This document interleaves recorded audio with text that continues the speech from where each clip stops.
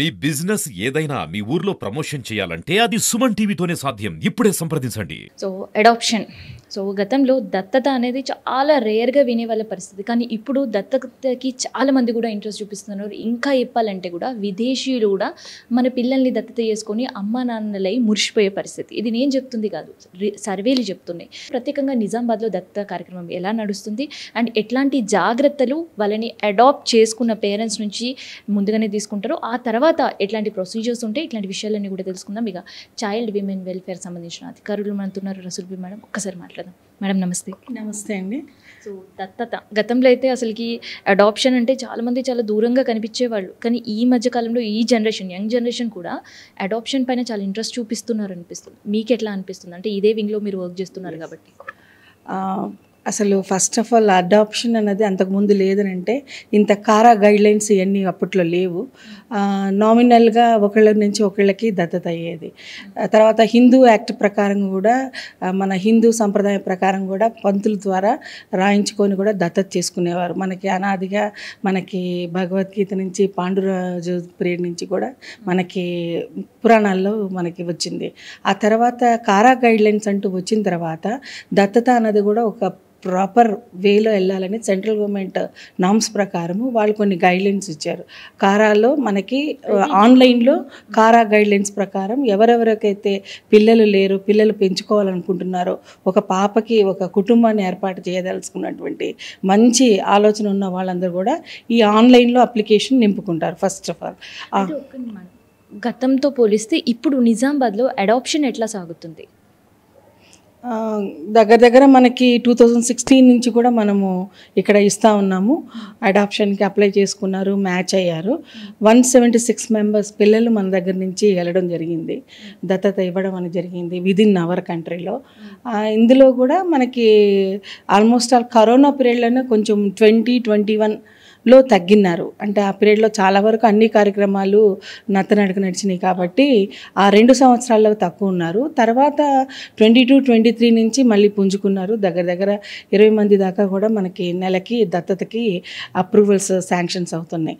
ఈ మొట్టమొదటిసారి వీళ్ళు కారా ప్రకారం అప్లికేషన్ పెట్టుకున్న తర్వాత ఫస్ట్ కమ్ ఫస్ట్ ఎవరు ముందైతే పెట్టుకుంటారో దరఖాస్తు పెట్టుకున్న తర్వాత వాళ్ళు కన్సర్న్ డిపార్ట్మెంట్ ఏ జిల్లా నుంచి దత్తతకు అప్లై చేస్తారో ఆ జిల్లా నుంచి అది కారాకి వెళ్ళిన తర్వాత సెంట్రలైజ్ అయిన తర్వాత అది మ్యాచ్ చేస్తారు. ఎవరైనా ఆల్రెడీ ముందుగా దరఖాస్తు పెట్టుకున్న వాళ్ళు ఎవరైనా ఉంటే దాంట్లో మనకి అంతకుముందు అయితే ఇది లేదు. ఇప్పుడు వాత్సల్య ప్రకారము ఒక క్రైటీరియా ఉంది. 80 తల్లి ఎవరైతే దత్తత తీసుకోదలుచుకున్న భార్యాభర్తలు ఇద్దరు ఉంటారో వాళ్ళిద్దరు వయసులు టోటల్ చేస్తే 80 లేదా 90 లేదా 100 అట్లా చేసినప్పుడు ఆ ఏజ్ గ్రూప్ ప్రకారంగానే మనం ఆ ఏజ్ గ్రూప్ పిల్లల్ని ఇవ్వమని కొత్త గైడ్లైన్స్ ఉన్నాయి. అంతకుముందు ఈ గైడ్లైన్స్ లేకుండే వీళ్ళు 5 year వరకు కూడా ఎవరికైనా ఇస్తుండేవాళ్ళు.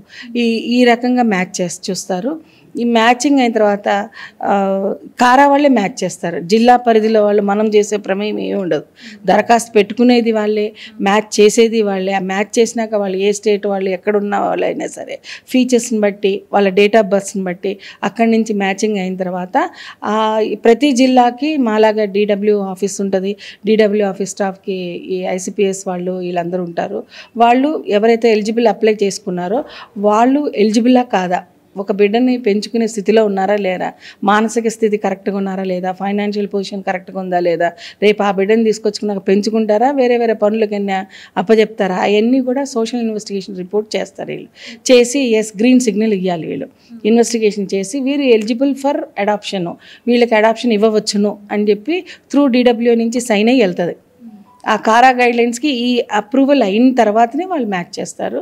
మ్యాచ్ చేసి బేబీని అటాచ్ చేస్తారు. ఆ బేబీ ఏ జిల్లా నుంచి అయినా కానీ అటాచ్ చేయొచ్చు. వాళ్ళు ఆ బేబీని తీసుకొని వెళ్తారు. తీసుకుని వెళ్ళేటప్పుడు మనకి లీగల్గా ఏంటంటే first within 1 month observation period ఉంటుంది.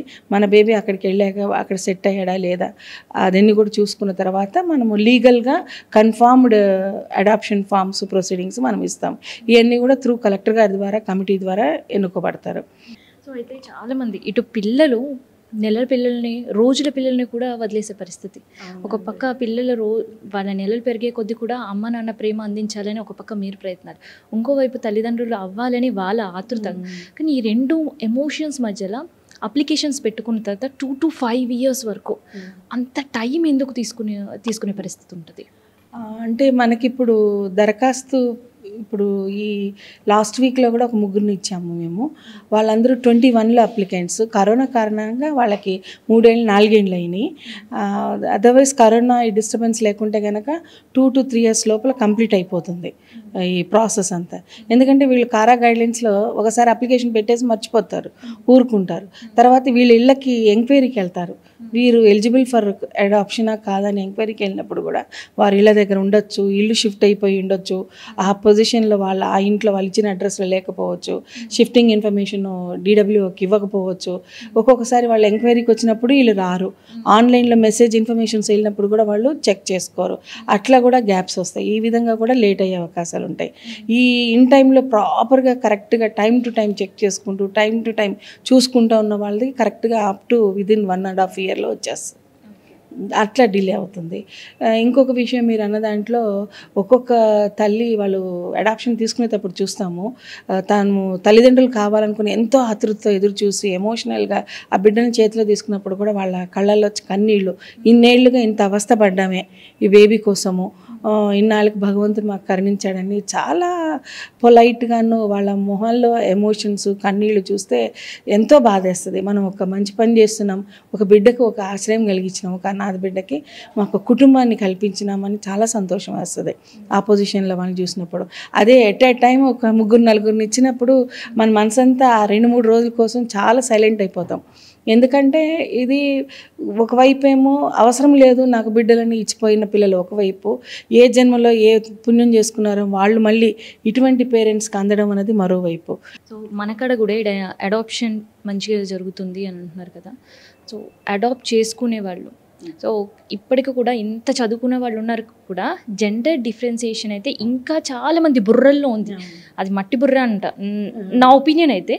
సో అట్లాంటి పరిస్థితుల్లో అసలు ఎక్కువ మంది ఎవరు అడాప్ట్ చేయడానికి ఆసక్తి చూపిస్తున్నారు? ఇక్కడ ఒక పాజిటివ్నెస్ ఏంటంటే మా దగ్గర అడాప్షన్ చేసుకున్న వాళ్ళు ఆడపిల్లల్ని అడాప్షన్ చేసుకున్న వాళ్ళు ఎక్కువ ఉన్నారు. వీళ్ళు ఒక 76 అంటే వీళ్ళు 100 and above 117 ఆడపిల్లలు ఉంటారు, 76 బాయ్స్ ఉన్నారనుకోండి, వీళ్ళు 117. అట్లా డబల్ ద నెంబర్ గర్ల్స్ని అడాప్ట్ చేసుకుంటారు. గర్ల్స్ అయితేనే నా కుటుంబానికి నాకు ఆసరా ఉంటుంది, నాకు రేపటి రోజున మమ్మల్ని మంచిగా ప్రేమగా చూసుకుంటుంది అని ఈ ఒక్క ఇష్యూలోనే, అడాప్షన్ ఇష్యూలోనే ఎక్కువగా ఆడపిల్లలు బయటికి వెళ్తున్నారు. ఇంకోటి మాకు దొరికేవి కూడా పిల్లల్ని వదిలిపెట్టేవి కూడా ఎక్కువగా గర్ల్ చిల్డ్రన్నే వదిలిపెడతారు. మగపిల్లలు ఎక్కడో 1-2 ఇష్యూస్లో ఏదైనా ఇన్సిడెన్సెస్ జరిగినప్పుడు అటెంటి వాళ్ళ అలూప్మెంట్ కేసెస్ వాళ్ళ పిల్లలు వాళ్ళు వస్తారు. కానీ అదర్వైజ్ మాకు ఆడపిల్లలే అవసరం లేదని అప్పచెప్పే కేసులో ఆడపిల్లలు ఎక్కువ ఉంటారు. మాకు ఉండడం ఆడపిల్లలు ఎక్కువ ఉంటారు, అడాప్షన్కి వెళ్ళేవి కూడా ఆడపిల్లలు ఎక్కువ ఉంటారు. వాళ్ళ ఆడపిల్లల పట్ల ఎక్కువ ప్రేమ వాత్సల్యంతో ఉంటారు వాళ్ళు.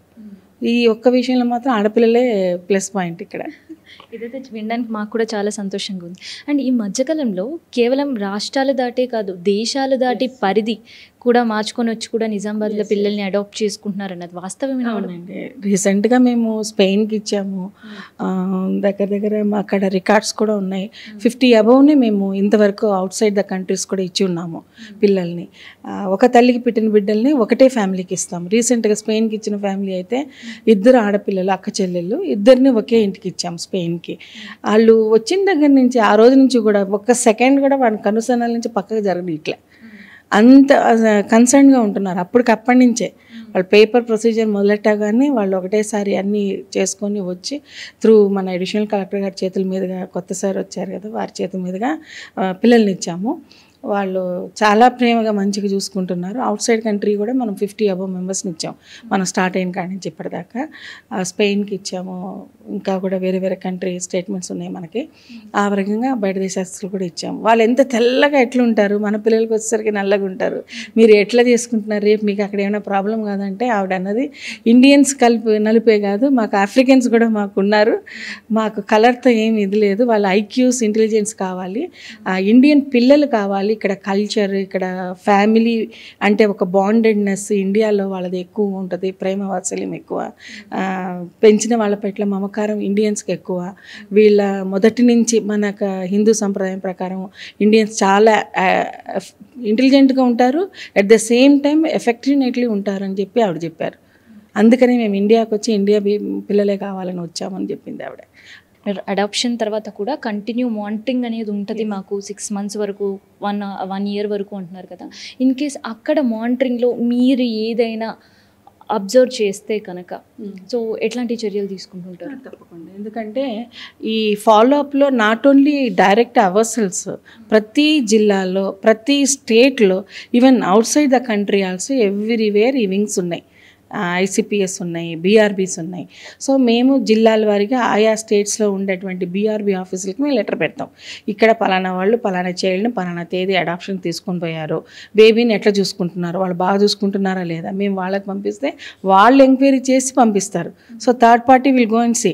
సో నేరుగా మనమే అక్కడికి వెళ్ళము. సో కరెక్ట్ ఇన్ఫర్మేషన్ రావడానికి అవకాశం ఉంటుంది. అలాగే ఈ అడాప్షన్కి సంబంధించి ఇంతవరకు మాకు ఇటువంటి నెగిటివ్ ఎక్కడ రాలేదు. రీసెంట్గా ఒక కేసులో మాత్రము తీసుకుని వెళ్ళిన వారానికే వాళ్ళు అడ్జస్ట్ కాలేక తీసుకొచ్చి అప్పచెప్పారు. అప్పచెప్పిన కాడి నుంచి నాకు చాలా బాధేసింది. నా సర్వీస్లో ఇంతవరకు రిటర్న్ రావడం ఇది ఫస్ట్ టైం. రిటర్న్ ఇక్కడ ఈ ఒక మంచి యాక్టివ్ పిల్లాడు, మరి ఎందుకోసం వాళ్ళు సాకలేక ఈ పిల్లలు అక్కడ అడ్జస్ట్ కాలేక, అంటే పెద్ద పిల్లలు కొంచెం 5 years ఒకడు, పాప 4 years, ఒకే సిబ్లింగ్స్, ఒక తల్లికి పెట్టిన బిడ్డలు వాళ్ళిద్దరు. సో ఈ రకంగా కూడా ఇట్లా ఉంటాయి. అంటే ఎంక్వైరీ చేస్తే వీళ్ళు సరిగ్గా పెంచుకోవటం లేదన్నది లేదు. నేను ఇంతకుముందు హైదరాబాద్లో శిశు విహార్లో 250 మంది పిల్లలు ఉంటారు అక్కడ. సో ఇది మా నిజామాబాద్ జిల్లాలో చాలా స్వచ్ఛమైన అమ్మ నాన్న ప్రేమల కోసం తప్పిస్తున్న పిల్లల్ని తన హక్కున చేర్చుకొని అమ్మ నాన్న అని పిలిపించుకుంటున్నారు తల్లిదండ్రులు. సో అందుకని ఇక్కడ ఉండే అధికారులు కూడా దీనిపైన చాలా సీరియస్ ఎఫర్ట్స్ పెడుతున్నారు. పిల్లల్ని అడాప్ట్ చేసుకునే ముందు చాలా క్షుణ్ణంగా పరిశీలించి చాలా జాగ్రత్తగా వీళ్ళు ఒక సేఫ్ హ్యాండ్స్లోకి వెళ్తున్నారు అని ఒక కన్ఫర్మేషన్ ఇచ్చిన తర్వాత మాత్రమే, వాళ్ళకి వచ్చిన తర్వాత మాత్రమే నివేదిక అంతా కూడా అప్లోడ్ చేస్తున్నారు. సో ఇది ఎవరైనా అడాప్ట్ చేసుకోవాలనుకున్న వాళ్ళకి ప్రొసీజర్ సంబంధించి అండ్ నిజామాబాద్లో జరుగుతున్న అడాప్షన్ సంబంధించిన ఇన్ఫర్మేషన్. కెమెరా పర్సన్ శివతో నేను మీ కావ్య, సుమన్ టీవీ, నిజామాబాద్ నుండి.